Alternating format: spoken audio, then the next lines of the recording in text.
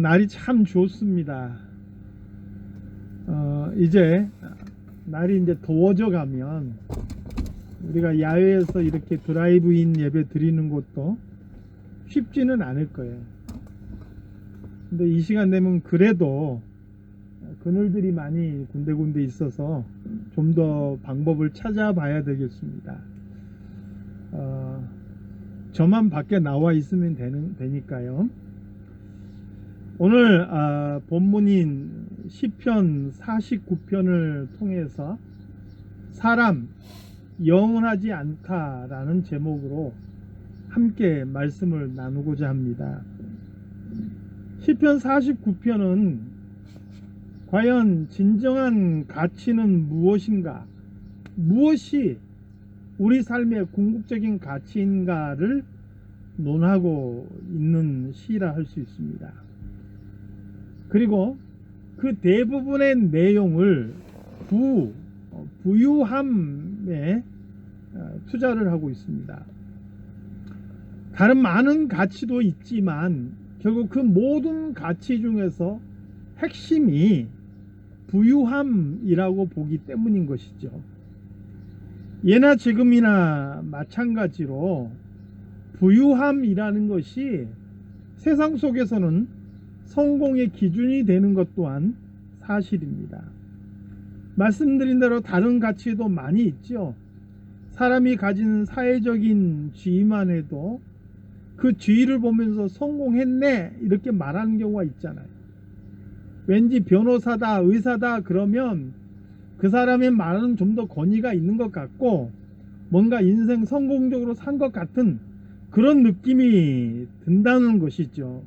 뭔가 더 신뢰할 만해 보이는 거예요. 그럼에도 불구하고 더 광범위하게 성공의 기준으로 인식되는 것은 지위나 명예나 권세 이 모든 것을 아울러서 부유함이란 것, 돈이라는 것이 성공의 기준으로 활용되는 것을 보게 되죠. 그래서 연봉이 얼마인가 라는 것을 사람들은 중요하게 생각해요. 그러면 안 되겠지만 그 사람이 받는 연봉에 따라서 그 사람의 가치를 평가하기도 하는 거죠. 그 사람은 억대 연봉을 받는다 그러면 와 하면서 대단히 성공한 사람처럼 그렇게 생각을 하는 것이죠. 그런데 이렇게 한번 생각해 봅시다. 가난하고 정말 힘들게 살던 사람이 어느 날 갑자기 큰 복권에 당첨이 돼서 갑자기 부자가 된 거예요. 그러면 그 사람은 복권에 당첨된 그 순간을 기준으로 해서 성공한 사람이 되느냐라는 거예요. 만약에 인생의 성공이 이런 것이라면 그것은 너무 슬픈 일이 아닐 수가 없습니다. 그런데 성경은 우리에게 중요한 사실을 하나 알려주죠. 오늘 우리가 정한 본문 이후에 나오는 겁니다만 시편 49편 16절에서부터 19절까지에서는 이렇게 이야기합니다. 사람이 부를 많이 쌓아서 그의 집이 영광이 이렇게 더할 때, 어떤 사람이 돈을 많이 벌어서 그 사람이 찬란하게 빛나 보일 때 그 사람을 두려워하거나 부러워하지 말라는 거예요. 왜냐? 그가 죽으면 가져가는 것이 없고 그가 누리는 영광이나 그 권세가 그 사람이 죽었을 때도 그 사람을 따라가는 것이 아니라는 거예요.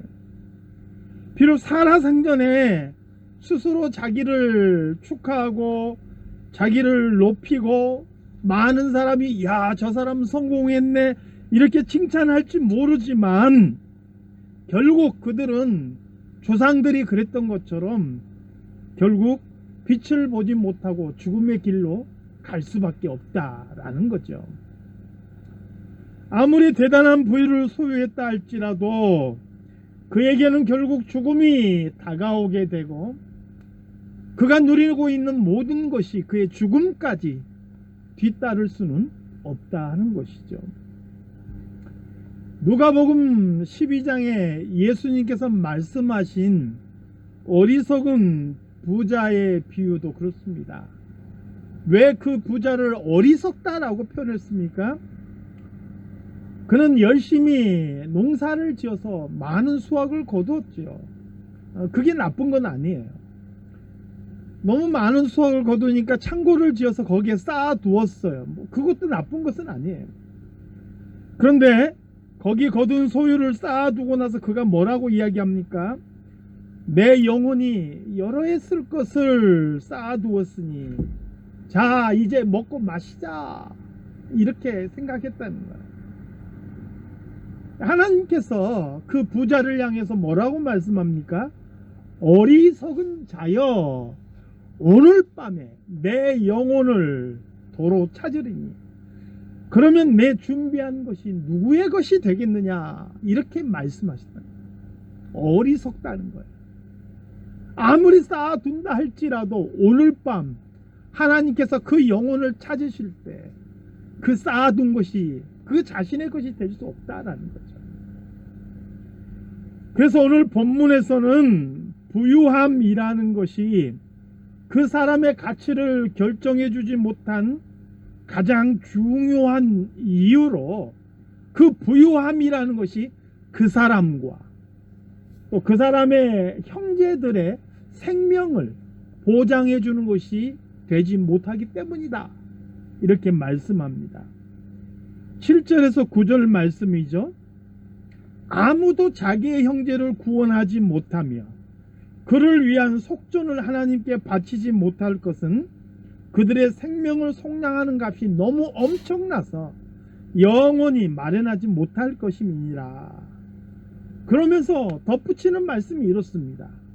그가 영원히 살아서 죽음을 보지 않을 것인가? 이게 지금 의문문 형식으로 되어 있죠. 결국 그 말은 반대의 의미예요. 결국은 죽게 될 것인데, 이런 의미인 거예요. 여기서 아무도 자기 형제를 구원하지 못한다라는 이 말씀을 원문에서는 좀 더 부정적인 의미가 강하게 그렇게 표현되어 있어요. 아무도 결코 그 형제를 구속하지 못한다, 이렇게 표현되어 있어요. 왜 그러느냐? 생명을 속량하는 값이 너무 엄청나다는 거예요. 세상의 그 어떤 곳으로, 이 땅 위에서는 생명을 대신할 수 있는 그 어떤 가치도 없다는 것을 분명하게 밝히고 있는 거예요. 자기의 생명을 구원하지 못한 그 부유함이 그 사람을 평가하는 가치의 기준이 된다는 것은 그건 너무나 불행한 일이라 하는 것이죠. 죽음만이 아닙니다. 부유함에 대해서 착각하는 또 다른 하나가 있죠. 그 부유함이 이 땅 위에서 나의 안전을 보장해주고 나를 보호해 줄 것이다 라고 생각하는 거예요. 잠언 18장 10절에서 11절 말씀은 두 구절의 말씀이 아주 묘한 대꾸를 이루고 있죠. 10절 말씀은 이렇습니다. 여호와의 이름은 견고한 망대라. 의인은 그리로 달려가서 안전함을 얻느니라. 하나님의 이름이 견고한 망대와 같다는 거예요. 그래서 의인, 하나님을 인정하고 하나님을 경외하는 자들은 그 하나님께로 달려가서 안전함을 얻는다, 이렇게 말씀하고 있어요. 이어지는 11절 말씀이 묘하지요. 부자의 재물은 그의 견고한 성이라 그가 높은 성벽같이 여기느니라. 이게 이제 10절 말씀과 대비되는 거예요. 부자의 재물이라는 것은 여호와의 이름과 대비가 되는 거예요. 그의 견고한 성이라는 거예요. 이 재물이 견고한 성의 역할을 해주는 거예요. 이게 바로 여호와의 이름이 견고한 망대다라는 말과 대꾸를 이루고 있죠. 그래서 의인은 여호와의 이름으로 달려가서 안전함을 얻는데, 부자는 그의 재물을 그의 높은 성벽같이 여긴다, 이렇게 표현하고 있는 거예요. 그러면서 이 잠언 18장 11절 말씀의 뉘앙스는 과연 부자가 그의 재물을 높은 성벽처럼 여기는데 정말 그게 그 자신을 지켜주는 높은 성벽이 될 수 있겠느냐라는 그런 뉘앙스가 깔려 있는 것이죠. 부자가 소유한 재물은 그의 높은 성벽이 되어서 그를 보호해주지 못할지 몰라도 우리 여호와 하나님의 이름은 우리의 견고한 망대가 되어서 우리가 그의 이름 안에 피할 때 우리의 안전을 보장해 주는 줄로 믿습니다. 사랑하는 성도 여러분, 하나님의 이름이 우리의 피난처가 되고 우리의 보호막이 되고 우리의 피할 바위가 된다는 사실을 기억하시기 바랍니다. 오늘 본문에서도 뭐라고 말씀합니까? 10절에서 11절 말씀을 한번 보겠습니다. 성경 펼치고 있으면 함께 같이 읽어도 좋습니다. 그러나 그는 지혜 있는 자도 죽고 어리석고 무지한 자도 함께 망하며 그들의 재물은 남에게 남겨두고 떠나는 것을 보게 되리로다. 그러나 그들의 속생각에 그들의 집은 영원히 있고 그들의 거처는 대대에 이르리라 하여 그들의 토지를 자기 이름으로 부르도다. 이어서 덧붙이는 말씀이 이거죠. 사람은 존귀하나 장구하지 못하며 멸망하는 짐승 같도다. 이 말씀은 오늘 이 49편 마지막 절인 20절에도 반복해서 나옵니다. 결론에 해당한 말씀이죠. 존귀하나 깨닫지 못하는 사람은 멸망하는 짐승 같도다. 이 20절이 11절과 조금 차이가 있죠. 깨닫지 못하는 사람이라는 말이 들어가 있어요. 이 말씀을 반대로 생각해 보면 깨닫는 사람은 짐승과는 다르다는 걸 말씀하고 있는 것이죠. 사람은 존귀한데 그 존귀함의 이유와 근원이 무엇인지 깨닫지 못하는 자는 짐승과 똑같아요. 깨달은 자는 짐승과 다르다라는 거예요. 사람의 가치와 존귀함은 그의 소유에 넉넉함이 있지 않지요. 사람이 하나님의 형상으로 지음받았고 그분의 뜻을 아는 지혜가 있는 사람, 이것을 아는 사람들, 이런 사람들이 바로 가치가 있다라고 말씀하고 있는 것이죠. 누가복음 12장에 보니까 한 사람이 예수님을 찾아왔어요. 선생님, 내 형제에게 이 얘기해서 나와 유산을 나누게 좀 해주십시오. 이렇게 부탁을 합니다. 그때 예수님께서 그 사람에게 말합니다. 삼가 모든 탐심을 물리치라. 사람의 생명이 그 소유에 넉넉한 데 있지 아니하니라. 이렇게 말씀하죠. 저도 지내오면서 주변에서 유산 가지고 다투는 경우들을 종종 보았어요. 부모님 돌아가시자마자 그 장례식장부터 형제들이 그 유산 가지고 서로 싸우고 장례식 끝난 다음에 서로 원수가 돼서 돌아보지도 않고 그렇게 지내는 거예요. 남보다 못한 사이가 되는 거예요. 그게 어찌 하나님의 형상을 가진 인간의 모습이라 할 수 있겠느냐는 거예요. 서로 영역을 다투고 내가 조금이라도 더 배불림 먹겠다고 다투는 그런 짐승의 모습과 다를 바가 무엇이냐는 거예요. 그래서 존귀하지만 깨닫지 못하는 자들은 멸망하는 짐승과 같다라고 성경은 우리에게 말씀해주고 있는 것이죠. 사람은 이 세상에서 많은 재물을 소유하고 또 그것에 의해서 더 나은 삶을 살아갈 수 있습니다. 성경은 이것을 부정하는 것이 아니에요. 또 그 재물을 통해서 사랑과 감사와 순종이 더 풍부해질 수도 있어요. 뭔가를 하고자 할 때 그 재물을 통해서 더 좋은 일, 더 많은 일, 선한 일을 도모할 수 있다는 거예요. 너무 힘들고 어려워도 삶에 여유가 없고 감사가 어려운 것을 볼 수가 있지요. 그래서 아굴의 잠언에 보면 내가 너무 가난해서 범죄하지 않게 해달라고 기도하는 내용도 볼 수가 있는 거죠. 남을 도와주고자 해도 재물이 없으면 그냥 안타까운 마음만 큰 것이죠. 선행이라는 것도 재물이 뒷받침될 때 그 힘이 있는 것이죠. 그러므로 세속적이라고 부르는 것은 그 사람이 재물을 가졌기 때문에 세속적이다 이렇게 말하는 게 아니에요. 어떤 사람이 세속적이라는 것은 그 사람이 재물을 가장 좋은 것으로 여기고 거기에 가치를 두고 그것으로 사람의 가치를 평가하고 거기에 의지하고 거기에 자기의 희망을 두고 살아가는 것, 그것을 바로 세속적이다 말하는 거예요. 자기의 재물을 의지하고 거기에 행복을 느끼는 사람, 그것이 자기의 가치를 증명해 주는 것처럼 생각하며 살아가는 사람, 바로 그게 문제라는 것이죠. 이런 사람은 무엇을 해도 재물을 의지하고 어떤 사람을 봐도 어떤 일을 만나도 이건 얼마짜리다 이렇게 재물로 기준으로 그걸 평가하는 거예요.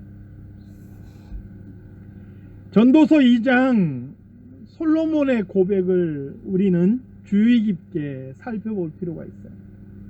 솔로몬은 지혜자이죠.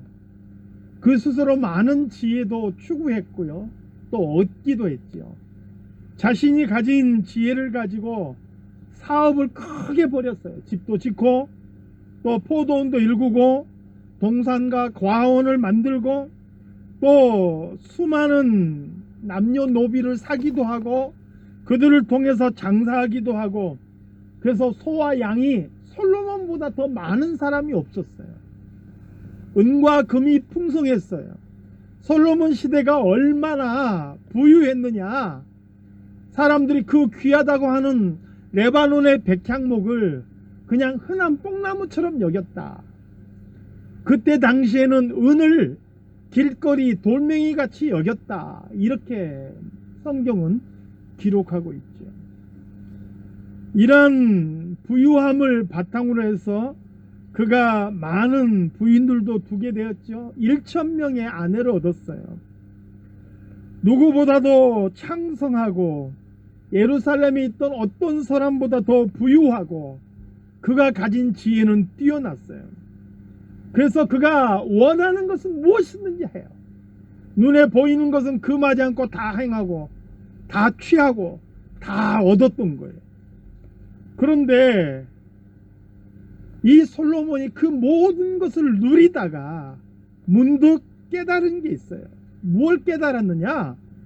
내 손으로 한 모든 일과 내가 수고한 모든 것이 다 헛되어 바람을 잡는 것이며 해 아래에서 무익한 것이로다.